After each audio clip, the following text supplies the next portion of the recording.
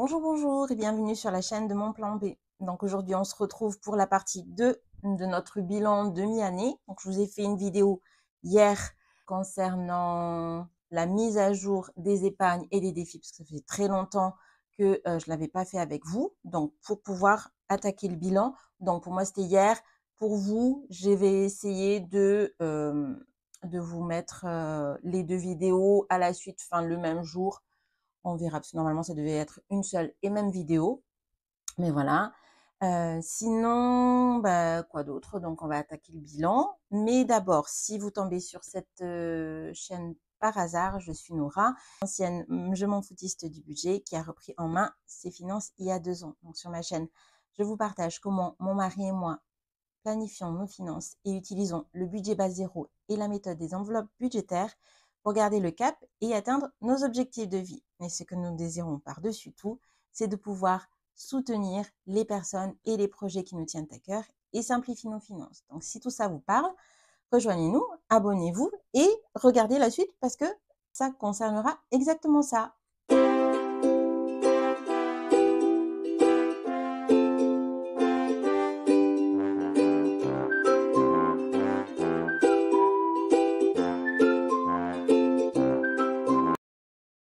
Ok, donc sans plus tarder, je vais attaquer direct parce que je dois aller travailler.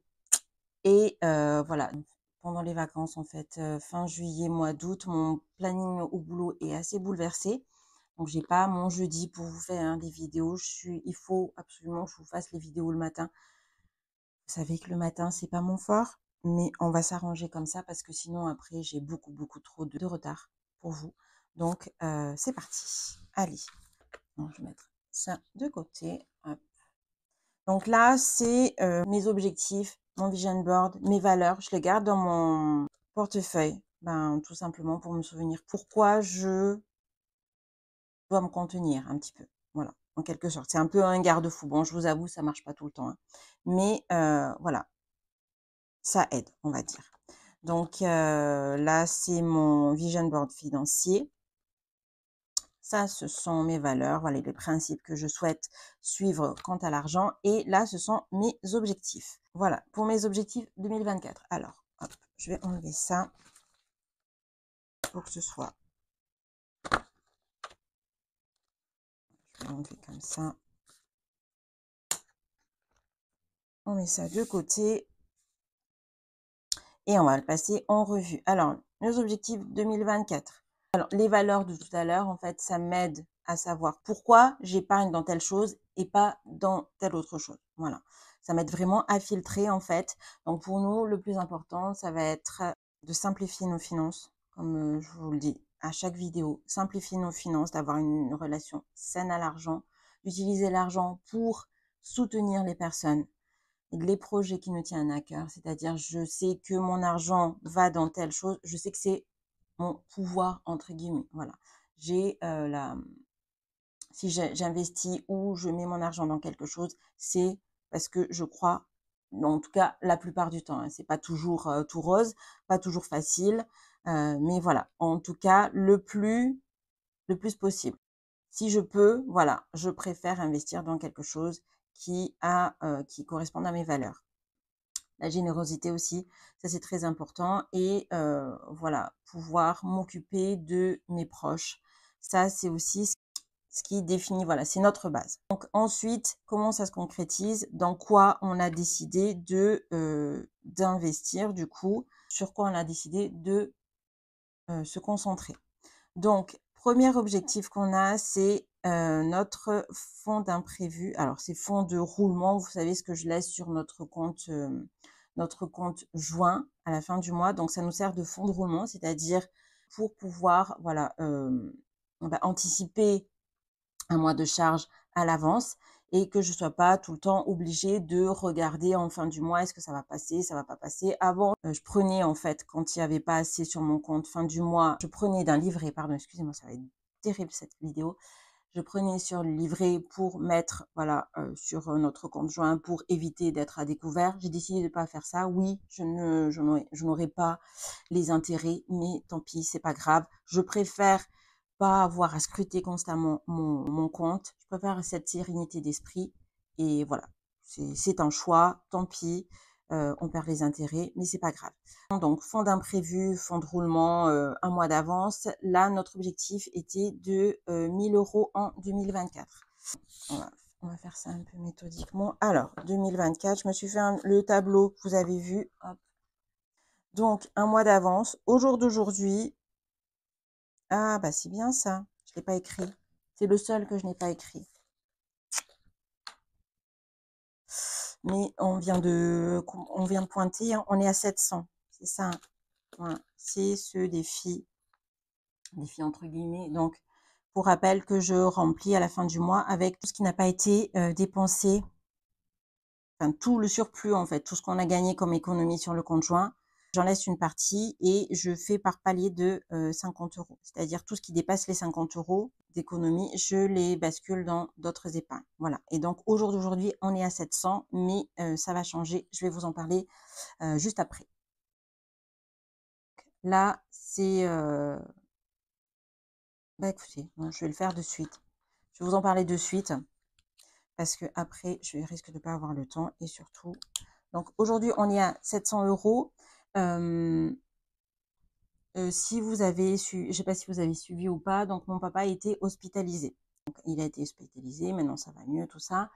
Mais ça m'a ouvert les yeux que j'ai vraiment, vraiment, vraiment envie, et même c'est un besoin pour moi, d'aller les voir plus souvent. Donc j'ai décidé que pour l'année prochaine, donc le fonds normalement Toulouse que je provisionne de 10 € par mois. Je vais donc là, je vais continuer par mois pour 2024, mais pour 2025, je vais d'ores et déjà mettre 200 € de côté. Il y avait un abonné qui m'a dit que si on s'y prenait très longtemps à l'avance pour les billets de train SNCF, on pouvait, il arrivait à avoir les billets à 50 € maximum pour Toulouse, hein. Donc, j'ai décidé de mettre 200 € de côté pour m'acheter mes billets de 2025. Donc, je vais enlever ces 200 € de mon mois d'avance. Voilà, parce que je les ai déjà et c'est là où je peux les retrancher en fait. Pour les autres, voilà, c'est un peu plus compliqué pour les autres épargnes. Donc, j'ai décidé de l'enlever d'ici.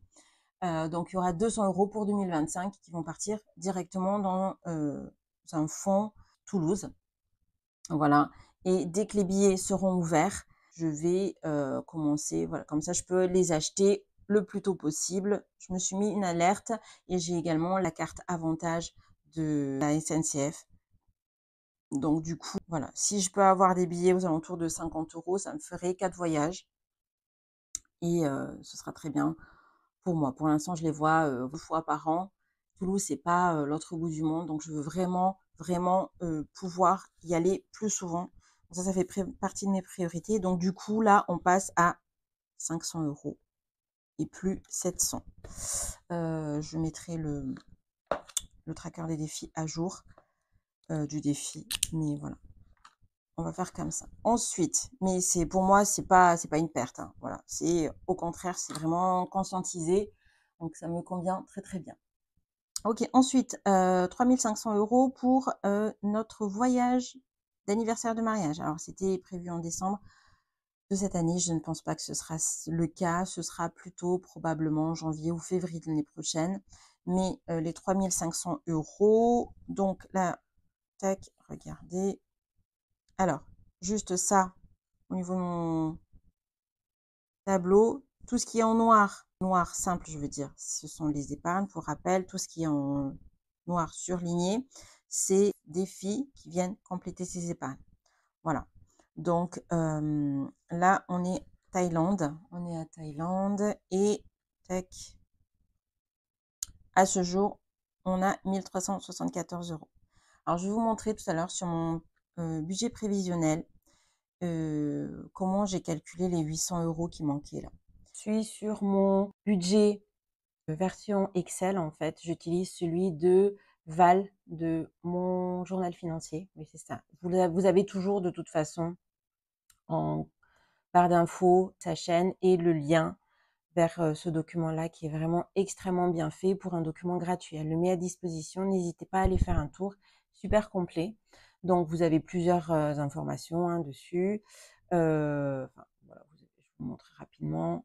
Voyez, vous avez vos objectifs financiers, calendrier des événements, récap des épargnes. Donc, ça, c'est moi qui l'ai rajouté. Mais voilà, vous avez après, mois par mois, de quoi faire votre budget. Mais moi, ce qui m'intéresse, c'est vraiment le budget annuel prévisionnel. Donc, c'est la première fois cette année que je l'utilise, que j'en fais un. Et franchement, je trouve que ça change la donne. Moi, j'utilise quasiment que ça en début de mois pour établir mon budget du mois. Voilà. Donc là, ce que je voulais vous montrer, donc là, c'est le récap de mes épargnes. Là, vous allez avoir ici le total. Donc, au fur et à mesure, ça, c'est ma capacité d'épargne. Donc, quand je me calcule mon budget, je fais un budget prévisionnel annuel et après, je les mets, donc, je les mets sur chaque mois pour simuler la somme que je vais avoir à la fin de l'année ou à la date butoir à laquelle j'ai besoin de cet argent. Donc là, en l'occurrence, pour, par exemple, voyage, voilà. Donc, qu'est-ce que j'ai fait? J'ai tout simplement calculé ici. Je viens de vérifier, j'ai commencé à épargner que à partir du mois d'avril, parce qu'avant, effectivement, il y avait le voyage associatif de mon mari qui était prévu pour le mois de mai, donc il a fallu provisionner d'abord pour ça. Et donc, c'était à partir du mois de mai plein, on va dire, où j'ai pu mettre de l'argent. Hop, donc si je fais à partir du mois de mai jusqu'à décembre, ça nous fait 2000, vous voyez ici, 2630 €. En avril, j'ai rajouté juste 50 €, donc c'était 2630 plus 50, ça fait 2680, voilà. Et après, donc, je complète, je calcule combien il me reste pour arriver à mon objectif de 3500. Voilà, c'est comme ça que j'ai fait. Et donc, pour toutes mes épargnes, c'est comme ça que je procède.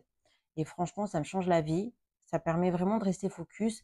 Si vous ne l'avez pas déjà fait, moi, je vous le conseille à 1000% parce que c'est vraiment un truc super, super important pour clarifier en fait nos idées, pour parfois quand on a la tête dans le guidon, pour garder le cap tout simplement en fait.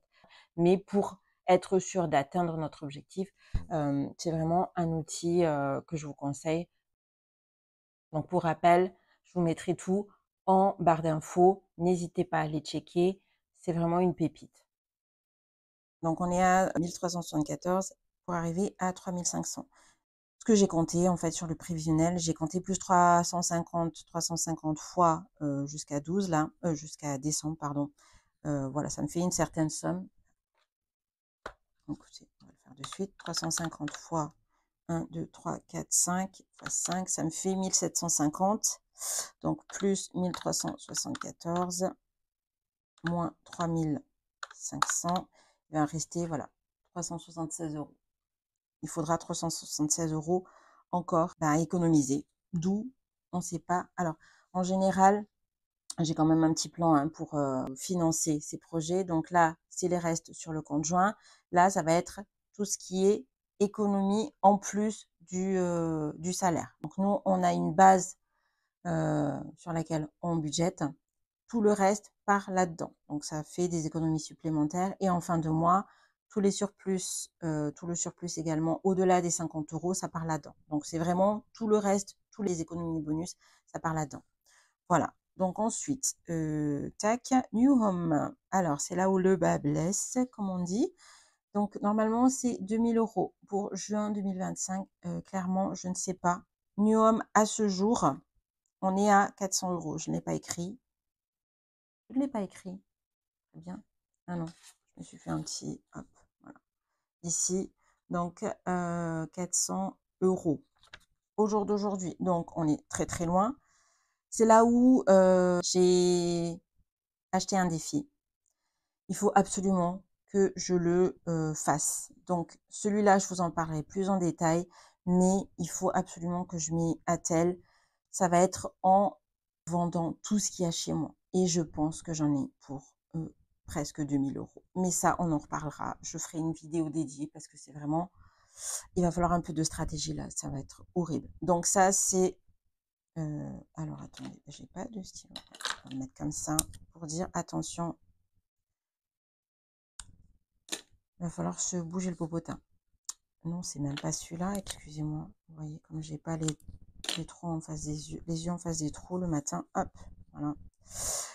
Ok, et dernière chose, donc, on s'était mis en objectif 5 000 € pour apport supplémentaire. Alors, au jour d'aujourd'hui, on a notre apport minimum qui est déjà complet. Par contre, on voudrait idéalement continuer et avoir 15 000 en plus qui correspondraient en fait aux frais de notaire. Voilà. Sachant que, bon, là j'ai un peu laissé de côté parce que je me suis rendu compte que c'était se mettre un peu la pression pour rien. Nous on continue, hein, vous voyez, il y a les 650 € par mois qui sont toujours mis de côté en plus donc hein, de notre apport initial. Pour l'instant, on va laisser comme ça. Si j'arrive à trouver avoir des revenus complémentaires, peut-être qu'on le remettra en place. Mais pour l'instant, je ne veux pas me mettre une pression inutile. Donc ça, on va le mettre de côté. Donc, on va se concentrer sur ça. Et enfin, simplifier nos finances. Donc ça, c'est ce que je vous dis tout le temps, hein. Simplifier nos finances. Au jour d'aujourd'hui, c'est un peu mieux que l'année dernière. Je dois l'avouer, j'ai un petit peu mis des automatismes. Je vous ai fait une vidéo dessus. Je vous laisse aller le voir. C'est un petit peu changé encore. Donc, qu'est-ce que j'entends par simplifier nos finances? C'est pas regarder constamment nos comptes. Voilà. J'ai des routines à des dates précises, à des moments précis du mois, mais voilà, regarder tous les jours maintenant mes comptes, ça je ne le fais plus. Même la routine de fin du mois là, voilà, comme je vous dis, avant c'était beaucoup de stress pour savoir s'il allait me laisser rester assez d'argent pour couvrir les factures qui allaient arriver en attendant mon salaire, parce que mon salaire à moi, il arrive, enfin, voilà, c'est pas très fixe. C'est mon mari qui a son salaire qui arrive tous les 25 du mois, ça faillit pas. Mais par contre, pour moi, ça peut être le 31 de fin du mois, comme le 6, le 7, voilà. Donc pour m'éviter ce stress-là, j'ai fait comme ça et ça va très bien. Qu'est-ce qu'on a mis en place également pour simplifier nos finances? Les défis automatiques, quoi aussi? Donc pour l'instant, c'est sur le bon chemin. Qu'est-ce que j'entends aussi par simplifier nos finances? C'est que c'est moi qui gère au jour d'aujourd'hui.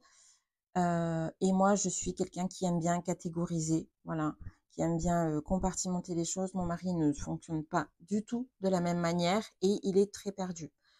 Enfin, il est perdu. Il faut vraiment que je le fasse, on va dire, un mode d'emploi de tout ça.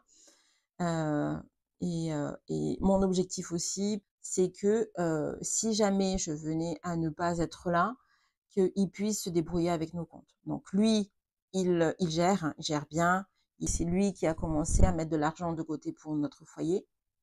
Mais maintenant, voilà, on avait tendance à beaucoup prendre dans ce qu'on avait économisé. Et d'ailleurs, même au jour d'aujourd'hui, hein, c'est encore dans son raisonnement. On met de côté, on met tout de côté ce qu'on ne va pas dépenser. Et puis après, on prendra si besoin. Moi, c'est pour savoir exactement combien je peux dépenser. Voilà. C'est pour ça que j'aime beaucoup le système des enveloppes. Et donc, mon objectif, c'est vraiment de pouvoir, si un jour je ne suis pas là, qu'il puisse se débrouiller tout seul, voilà, pour une raison grave ou pas, hein, qu'il puisse savoir exactement dans quel compte il peut piocher. Voilà. Voilà. Ça, c'est très important pour moi, hein, qu'il ne soit pas perdu. Et puis aussi, le fait de simplifier, ça me permet de lui déléguer des choses. Parce que si c'est trop compliqué, si quand au jour d'aujourd'hui, en fait, quand il me dit dans quoi je peux prendre, moi, ça me gonfle un peu parce que ça me rajoute une charge mentale. Voilà, ça, c'est mon objectif principal maintenant. Maintenant que le système est rodé pour moi, plus ou moins, je veux que ce soit intuitif aussi pour lui. Voilà, donc ça, c'est le petit tour de nos objectifs avec vous. Maintenant, on va passer à ce récapitulatif. Alors, je ne vais pas trop rentrer trop dans les détails, mais je voulais montrer un petit peu ce tableau. Là, j'ai surtout récapituler les provisions.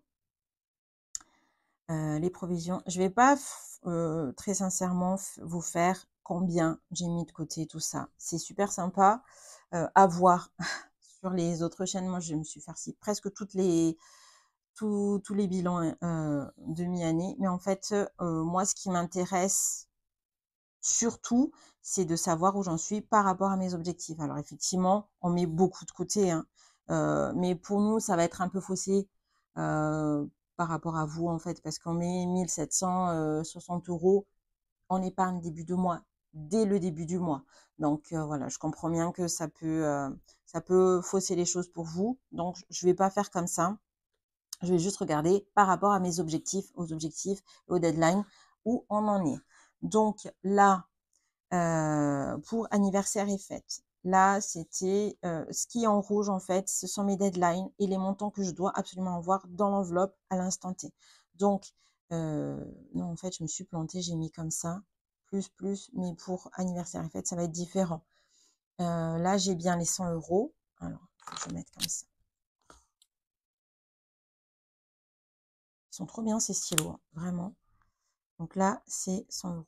Mélissa, je pense que tu dois t'arracher les cheveux de voir tous mes trucs moches là. Tout se voit en transparent, ça fait des taches et tout. Je m'en excuse, j'espère que tu aimes la vidéo quand même. Voilà. Pardon. Petite parenthèse. Alors, donc là, je les ai bien les 100 €. Là, il faudra que j'ai 100 € dans mon enveloppe au mois d'août, ce qui ne va pas arriver a priori. On verra. On verra. Voilà. Et puis, en fait, il faut que je sache exactement combien. Ça, ce sont les montants minimums que je dois avoir dans l'enveloppe. Ça, c'est uniquement pour anniversaire et fête. Ensuite, pour Noël. Donc, Noël, on est arrivé, notre objectif était de 700 €. Ouais, 700 €, on provisionne 75 € par mois et on est à 700 €. On est arrivé au bout.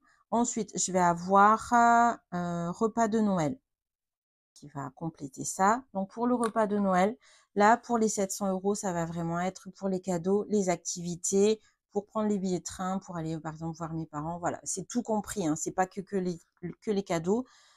Ça nous fait un budget de 700 plus le repas. J'ai compté à peu près 200. Ça, c'est mon objectif. Ça nous fait 900.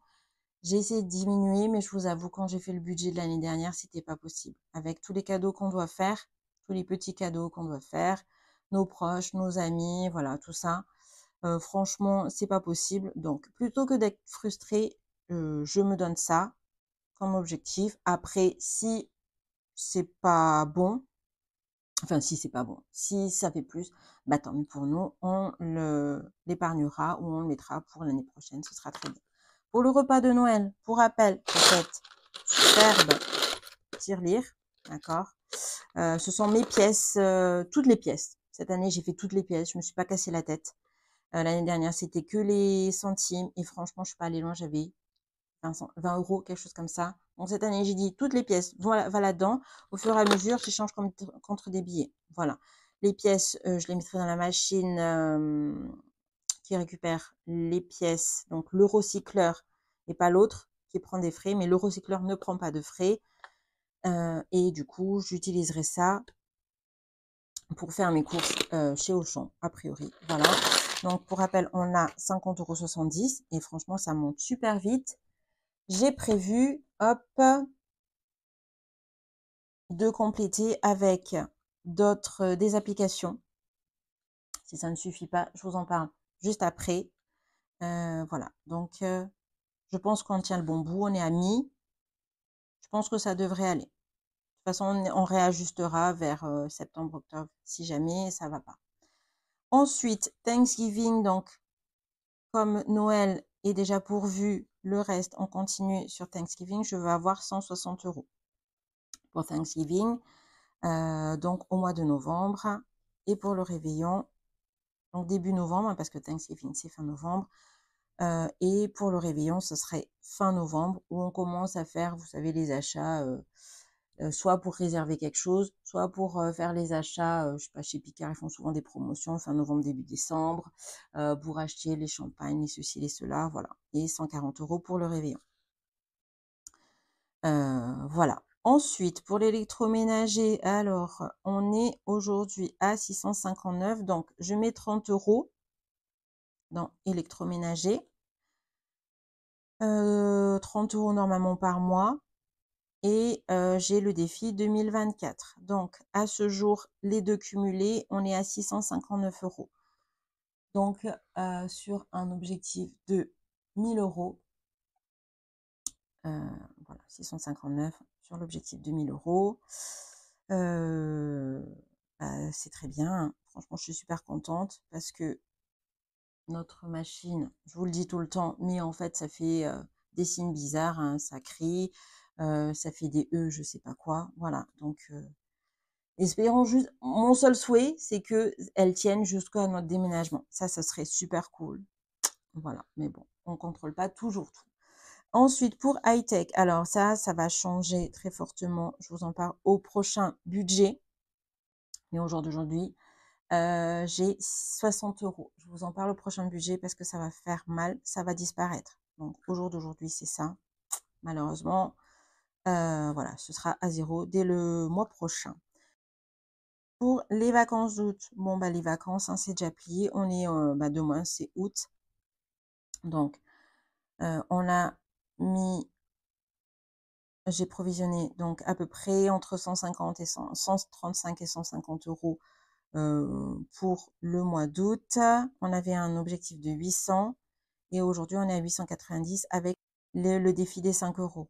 Voilà, donc on est bien. Si on a d'autres, si on a un peu plus encore d'ici qu'on parte, ben, on fera comme ça, on les rajoutera. Mais là, on est déjà bouclé. Donc pour nous, on va avec ces 800 €, hein, c'est juste pour se balader un petit peu. On va aller voir mes parents. Voilà, mais c'est pour se balader un petit chouïa aux alentours, voilà, de Toulouse, dans les Pyrénées ou dans les Pyrénées-Orientales. On verra. C'est dans 15 jours, mais on ne sait pas exactement ce qu'on va faire. C'est génial. Ensuite, la Thaïlande, je vous en ai parlé tout à l'heure, 1374 € sur 3500. Je pense on tient le bon bout. Et voilà. Bah écoutez, on a fait le tour. Ensuite, juste, ça c'est donc ce qui est prioritaire, hein. J'ai marqué épargne et défis prioritaires avec une deadline pour mes défis. Ensuite, j'ai, on va mettre là pour pas que ça fasse trop mal aux yeux. Pour ce qui est du repas de Noël, j'ai des applications donc, que je fais à l'année. Je fais Mouvance, Macadamia et WeWard. Ce sont des applications de marche.